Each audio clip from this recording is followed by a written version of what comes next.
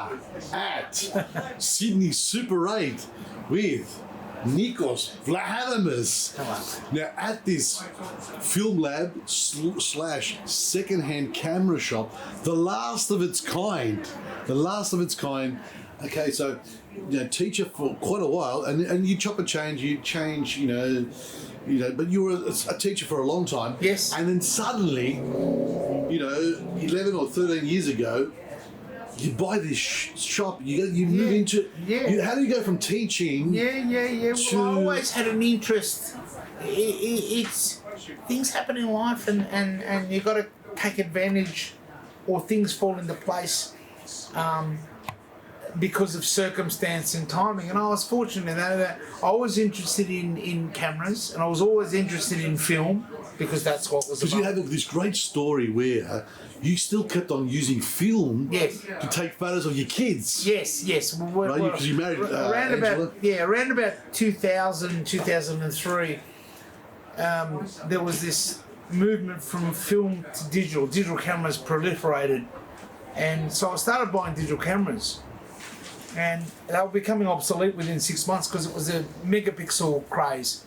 And I thought, this is ridiculous. I was very much into film cameras, and all of a sudden all these film cameras were available, and they were cheap, and film was being sold at really cheap rates, and at the same time Big W and all these other places were doing film really cheap.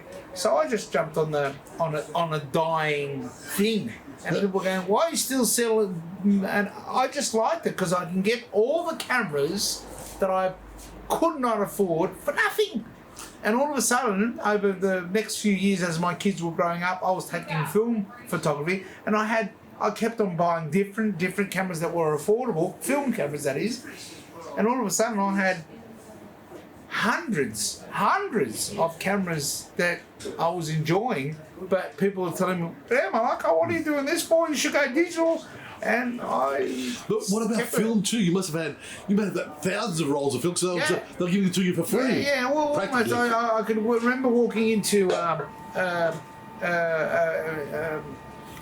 a supermarket and having these rows of film for $1 and $2 because no one was buying it.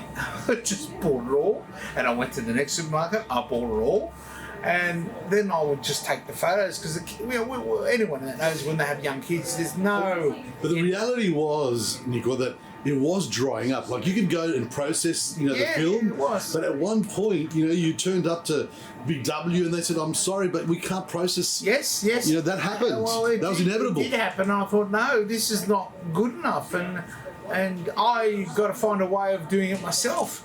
So I bought this massive machine, not knowing anything about how much it was going to cost to operate in that. And I just sat there going, "What am I going to do with this thing?" And so, in order to perpetuate my own hobby, the only way to do it was to basically find something and someone. And it was just serendipity that I walked into the shop and I met an older fellow who had an antique store that had an interest in film cameras. And I hooked up with him, and then it just snowballed until we started selling. But this is crazy, Nicole. Yeah. Like film is dying. It was dying. Yes, it was. It was dying rapidly. Yes, it was. And here you are, buying cameras, buying film, buying machines, and then making the decision to buy a shop here at Newtown. Yeah, well, it was basically release a shop and what have you and see how it goes. And there was enough happening to keep the bills paid. And with your own expertise, people ask you more questions. And it just slowly, I guess we became more interesting. We became a shop that people had seen before, but couldn't believe that it still existed. But what's it like being known as one of the last, being one of the only? I can't believe why there's no one else that does what we do. I'd certainly welcome it to get there, because we get overwhelmed now. But you certainly have to know your stuff and you have to be dedicated. Unfortunately, the people that know as much as I do are a good 20, 30 years older than me, and they don't want to open a business. And I guess Generation X, which I am, and so are you, we lived in that era of film into video That transition, into CD. those transitional and so we phases. understand all that. If we're in touch with all that old technology and we liked it, we can sort of perpetuate that love of that. But I've seen you now dealing with customers, and you're the expert. Did expertise come with experience? How did it work? Yeah, it comes. If you like what you do, you just add knowledge on top of knowledge on top of knowledge. And so I did have my designated niche, what I liked and what I wanted to concentrate on. And as you got, it just, if anything's related to it, it just got bigger and bigger and bigger. I'm by no means not knowledgeable about everything, but a little bit about everything. So I'm lucky that I've got enough energy to have a business and to do this. And if I can share my love to other younger people with the mystique of film, so be it. But what really, really surprises me, Nico, is the fact that so many young people come in. Yeah, look, it astounds me. Something happened during COVID, and the world pressed pause, and everyone said, "Oh, let's have a good look around and do things now to slow down." And film is one of those things that you really need to sit there and think about it. And people embraced it and said, So is it a retro thing? Is it a fad? What do you think? Is it like records, for example, like how records came back? Yeah, Is film like that, do you think? It's similar. It's a shame that records are coming in and you can buy a record player now, a new one, even though it's a cheap one, but they're producing record players. It might be that it's cheap to make a record player, but as yet there's no one been able to make, right now, a brand new quality film camera. So a lot of film cameras at the moment, unless they're disposable or multiple use cheap cameras, there's nothing that's being made right now that is a quality film camera. That's the next step, but I think manufacturers are worried that is there enough interest? I think there is, because at the moment there's a global film shortage. It's still related to supply chain issues, whatever that means, but there's still enough interest in it to Can I ask you, how do you look at things in the past, like Kodak? Like Kodak was just an enormous monolith of a company, no question about it. And yet now it's nothing what it used to be. It's nothing to what it used to be. But you've got to understand, when you've thought of photos, you only thought of Kodak. That's right. There are other brands as well that are synonymous to film as well, but Kodak was the main, image-related thing globally. Now it's not, because you've got so many alternatives. I mean, I don't have it here, but your mobile phone now is your camera. Well, you're a photographer now. You're a cinematographer. Everything. You're everything with a mobile phone. Everyone is everything. I mean, even now, what you're shooting on a beautiful little handheld video camera. I mean, 40 years ago, you'd have to use.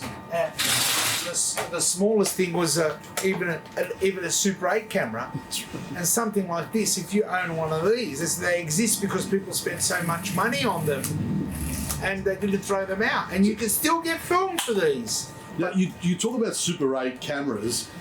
How did you name the shop Super 8? Oh, look, at the time I was shooting a lot of Super 8 when no one was shooting Super 8. Again, as my kids were growing up, I refused to record them growing up on video because it was so instant and you watched it and you didn't respect it. When I shot it on film, and I shot it on a cartridge of film that ran for 3 minutes, I got only the best parts of them, and I would send the film to America. There was one place in Victoria that would do it. I would wait 2 or 3 weeks, I'd get it back, I'd put it on my projector and I'd project it and I'd watch it like I used to when I was a kid, when my uncle had it, and I thought I was in Disneyland. It was white man magic, it was beautiful. And even when I watched the 3 minutes of my kids growing up in this old form instead of a video, it gave me more joy and more pleasure than seeing it on a video. It's a weird thing, but that's I enjoyed the aesthetic. Now, tell us about Super 8, City Super 8. Now, from a film lab perspective, what services do you offer? Well, we process film, any 35mm from 120 film, even any type of film we'll process. We'll hand process stuff that is obscure, like transparency slide film, black and white film. We will scan it digitally, so you can get on a digital file, but we can also scan it to print. You can't hear it, but in the background the girls are printing photos, and we'll use a wet printer, not a dry printer. So essentially we offer all the old 1 hour film lab services that were available in every suburb in the late 70s, 80s, 90s. Is that 1 hour service? Well, for want of a better term, yes. 1 hour, but we offer a 2 hour service when things are okay, but sometimes we get overwhelmed, and the most you wait for it in colour film is overnight, which is pretty good. So yeah, we've got enough machines and technology there to run, and I service a lot of them, so it's a lot of work, but it's enjoyable. So the second-hand camera side of the business is actually a funny story, because you had people bringing these second-hand cameras to you, to buy at one point, and it got to the point where, why were you buying them? Yeah, well, it goes further beyond that, Bill. I didn't tell you before that, but I think my dad went overseas in 1981, and I begged him to buy me a nice Pentax or a Nikon or an Olympus, and he didn't tell me, but this was like expensive, and he said, I'll buy you one. He went back to Greece, and being a good old communist that he was, he bought me back a Russian Zenit. I couldn't stand that. Being a NATO boy growing up, the last thing I wanted was anything to do with the Eastern Bloc. So I got this Zenit, and it never worked right. It never focused right, never worked right. So he blamed me for it not working, but I think he bought it from some bodgy market in Greece. But it was a start, and I always then wanted to buy a Pentax or a Japanese camera, but they were still expensive right up to the digital era, and that's when I had work, I had money, and then I bought all these second-hand cameras, and so it's hundreds and hundreds of them. I can remember a friend going to me, "Oh, what's this all worth?" And I said, "Oh, it's worth a few dollars." What are you going to do with it? And I said, "Oh, I'll open a shop." I said flippantly. And little did I know that exactly. They said, "Be careful what you wish for." I wished for it. I got it, and I haven't looked back. So you've got box cameras here. You've got everything available. Anything that can take images, and if people are interested in trying to take an image on a film camera that you can't get film for, I will sort of try to get them to understand what you need to do to get an image out of a camera that is more than 100 years old. Lastly, Nikos, how do you see your journey? Looking back now, and how would you describe it? A lot of people say, look, I am the luckiest person on earth. If I was a musician, you would hope that you would do it. You would get a hit song and make a lot of money out of it and do what you love to do. I'm just a plain punter that like taking photos, and I spent thousands of dollars processing them. And I'm actually now on the other side. I'm actually doing what I liked doing years ago and making money out of it. I had a girl that used to work for me here years ago, and she says, you're a rock star. And when I looked at the analogy, I thought, yeah, I guess so. What I've done is I've taken what I enjoy and I've turned it into a business. And what was Angela's view in all of this? Like your wife's, did she think it was a crazy idea? Yeah, she did. She says, what are you going to do about that? But now the fact that I'm actually buying things and getting rid of them means that there's been a means to an end. So it's good. And what's the future of I don't know. Sydney Super 8? Do your kids tamper with or play around with my old ones? cameras? No, they're not interested at all. No. This is my interest, I don't have any succession plan for my kids. No succession plan? No. If they get interested, I'm glad to show them. For me, it's just Dad's crazy interest, and that's it. I've got a lot of crazy interests, and I hope that'll help me as I get older. But no, look, if the market will decide. If people decide that we can't offer the services they want, or if people go off this, then slowly, like every business, it will fade away. And lastly, what about Newtown? Do you reckon the position is ideal? Yeah, look. There's no question, Bill, that when I came here, and because I grew up here at university, and I knew the place was always at the cutting edge of being sort of avant-garde or progressive or alternative because of the universities and because of the demographics, I knew that the only place that this will work is in Newtown.